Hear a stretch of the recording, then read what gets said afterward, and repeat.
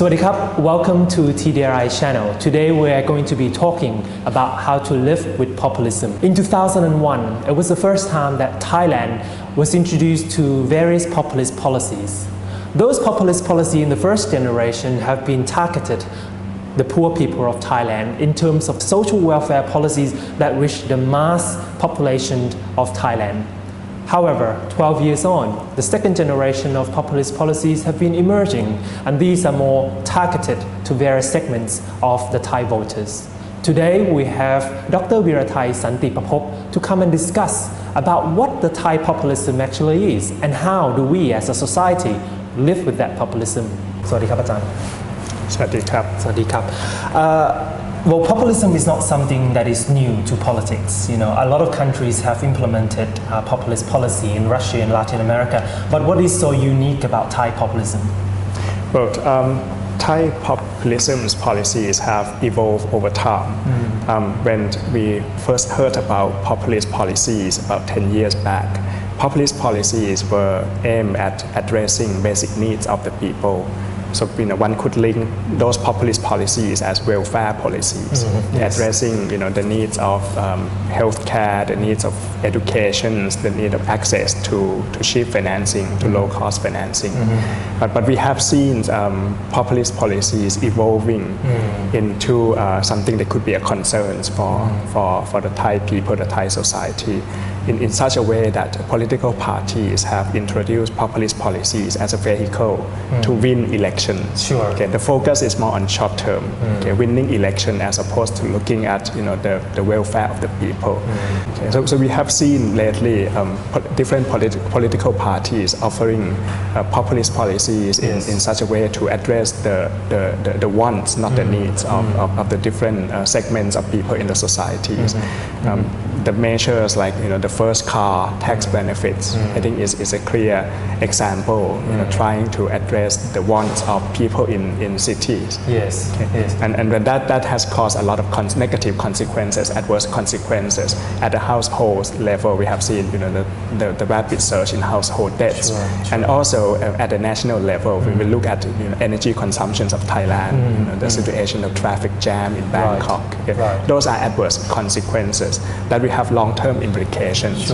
But when these policies were thought of or were introduced by political parties, they tend to focus on short-term benefits over the election. And it seems like the second generation of populist policies seem to be targeted to various segments rather than the overarching poverty of Thailand. Yes, I agree. I think that reflects the thinking that policies, measures could be used as a marketing mechanism, just like when a big company comes up with a marketing plan which target segments of customers. We have seen Thai politics evolving in that direction as well. Sure. And you have mentioned in various articles that the main problem of public policies is this worries about public debts.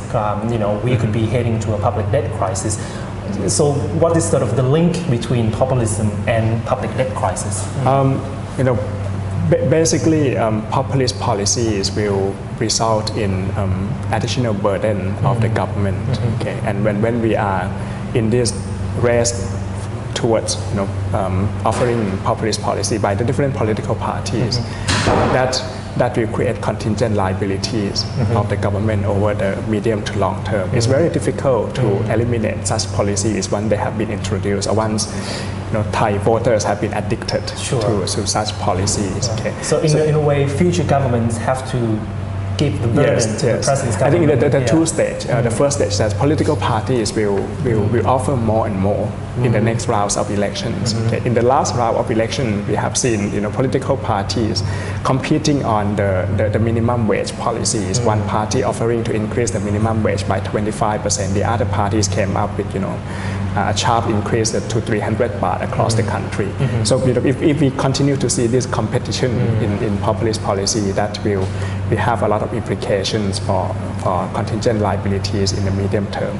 The second aspect, as you just mentioned, is the public debt, and not just only the public debt, but also the opportunity cost of the Thai society as a result of using all these populist policies. most of the populist policies will result in increase in what we call the general expenses of the government. If you look at the budget of a government, one can look at it as a general expenses, current expenses. Sure. And the other types of expenses would be investment expenses. Today, the general expenses or current expenses account for about 80% of the total budget of the Thai government. And we have only less than 20% for investment in infrastructure, investment in what is needed to enhance Thailand's competitiveness over the medium to long term. And that is a big trade-off for Thailand. That's a big trade-off. That's a big trade-off. And in the current world of economic integration, if we at the end of the day we will have to increase the tax rate to compensate for all these expenses incurred by populist policy. Sure. Good business, strong business, we have options to migrate elsewhere. They don't have to be located in Thailand to be able to do business with Thai people with all these free trade agreements. So we will see migrations of good business abroad, and that will erode the tax base of the country even further, and that will result in higher tax rate that the government will have to impose. So it's like a spiral downward. Sure. That we have to be careful. The other problem that you sort of diagnose with populism is the efficiency of Thai bureaucracy to be able to handle, because the government, the politicians overpromise some of these various policies, but sometimes they're under-delivered. Is that a major problem? It's a major problem, and it's also a nature of populist policies, because the populist policies were presented by what we call the political parties, by the thinkers in the different political parties. And when these policies were developed, civil servants were not involved. Yes. But when they win the elections, and then they impose all these policies on the civil servants and ask the civil servants to implement such policies. And we have seen a lot of distortions, a lot of changes in different regulations to accommodate these policies. And those distortions has created a lot of problems, not just only for the bureaucracy, but also for the private sector as well. And that's a concern. And also when we see a lot of populist policy being introduced, the government definitely has limited budget. Sure. Okay. And if they overpromise, they will have to look for resources of others to be used to accommodate these policies. The like of the 300 baht minimum wage across the country, and that have a lot of implications on business in the remote area.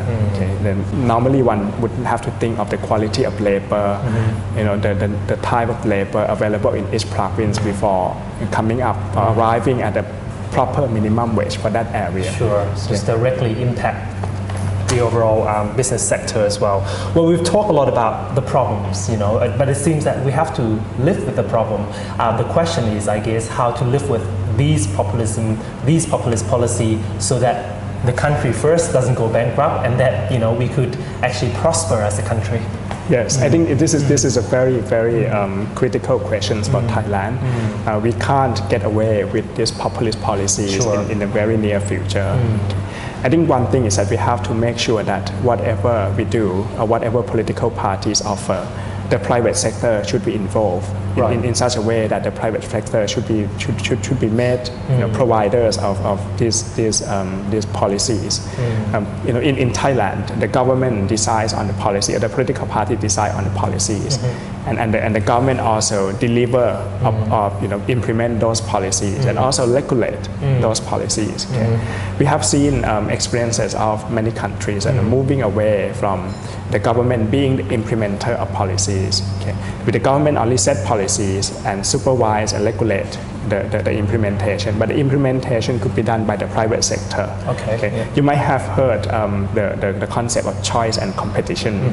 Choice is means that the public, the private, the people, the consumers of the policy have choices. They can select from which provider they would like to get the service from. And the competition meaning that the private sector will be allowed to come in and serve as a providers, but they have to compete. Right. Okay. This is different from normal outsourcing. Right? The Thai government has outsourced many services to one private sector, but everyone still has to go to that outsourced company to get the service. Okay. And when we think of choice and competition, the people we have we have ability to choose from which provider they would like to use the service from. Right. I'll give you some examples. In some countries, they have gone very far in educational system. Instead of the government designing the curriculum, instead of the government building schools, instead the government come up with what we call the educational voucher or school voucher. Okay. They're giving subsidy to different families. So each family gets a specific amount of voucher. Sure. But it's up to the parents to decide which school they want to send their kids to. Okay, it could be a private school, it could be a public school. Okay, and then they can use all these vouchers from the government to pay for the school fee, for the tuition for the kids. Yeah? In Thailand, we have seen the adoption of choice and competitions in some sectors. Okay, we used to have what we call the soft loans given to specific sectors like the SMEs, the exporter. But these soft loans were provided by the Bank of Thailand before the new Bank of Thailand Act was enacted. When the new Bank of Thailand Act was enacted, that duty has stopped, which is a proper way because it's not a role of the central bank. But what we have seen afterwards is that the government has depended a lot on what we call the specialized financial institutions, the like of the government housing bank, the SME banks, the export and import bank, to be a vehicle for providing support, financing support to the different sectors of the society. The size of specialized financial institutions asset has gone up enormously. Now it accounts for about 30% of total assets of the financial system. It used to be below 10% 15 years ago. By asking the specialized financial institutions to be the main vehicle for providing cheap credit to the different sectors. The government has to bear the cost of interest rate subsidy and also any consequences coming up from non-performing loans. Okay. And as we know, there is no way that a public financial institutions can compete with private financial institutions. If we use the choice and competition concept like in the old days, the government would set up a credit line, and give that credit line to the different commercial banks, and commercial banks will have to compete in offering that credit line to the SMEs, to the exporters, to local people, to the households, and compete with good services. The government would know exactly how much subsidy they will be providing each year, and it would be just only interest rate subsidy. If there is an NPL, it would be a burden of the commercial bank extending the loan. Okay. But now we see that the government we have to capitalize some of the specialized financial institutions that have very high NPLs, like the SME bank has more than 30% of the loans being NPLs. The government is also struggling trying to find proper management of some of the specialized financial institutions. If they switch away to follow the choice and competition concept, that should help limit the burden of the government over the medium to long term, allow the private sector to compete. Not, basically this populist policy won't cloud out the competitiveness of the private sector, which is very crucial for Thailand in the long term. So creating the conditions for the market to sort of work itself out. Okay. Exactly. What about the worries about the public debt? How do we live with that? I think we need to also tighten different legal framework surrounding the government budgetary process. For instance, we have seen some of the populist policies that have been introduced in Thailand have very large contingent liabilities, and nobody knows for sure how much it's like an open-ended. It's an open-ended contingent liabilities, and the law should prohibit such policies. They should not allow any political parties or any politicians to offer or to propose open measures that have open-ended liabilities for the government, or they have to we might need to tighten up these closure standards, requiring all policies to have a price tag basically before they offer any, and then before the politicians propose any policies, they have to come with an estimate of the cost of these policies, and there need to be a system to track the actual cost along the road, and basically people will be able to understand the actual figures and supervise. The voters know the prices of the policies. All these policies have opportunity cost, and the voters should be well informed of the opportunity cost of these policies. Sure.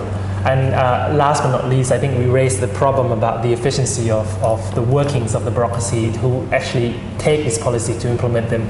Do you have any recommendation for that? I think that's also very crucial for Thailand, because when we talk about populist policy, the size of the state will expand, will increase over time. But if we have inefficient bureaucracy, Sure. that will open a lot of rooms for possibility for corruptions, for leakage of limited resources to have, rent seeking, and also increase the cost of the private sector in doing business in Thailand. So it's unavoidable that if we want to increase, populist policy, or if we foresee populist policy continue to be used in Thailand, Sure. the reform of the public sector is needed. Reform of government agency, reform of state-owned enterprises in such a way that they have to be more transparent, they have to be more efficient, so that the contingent liabilities of the government can be controlled. Yes. That's a very big picture and bold recommendation. So thank you very much for joining TDRI Channel, and we hope to talk to you again next time. You're mostly welcome. Thank you. And that's it from TDRI Channel today with Dr. Veerathai Santiprabhob on how to live with populism. Thank you for watching, and we'll see you next time. สวัสดีครับ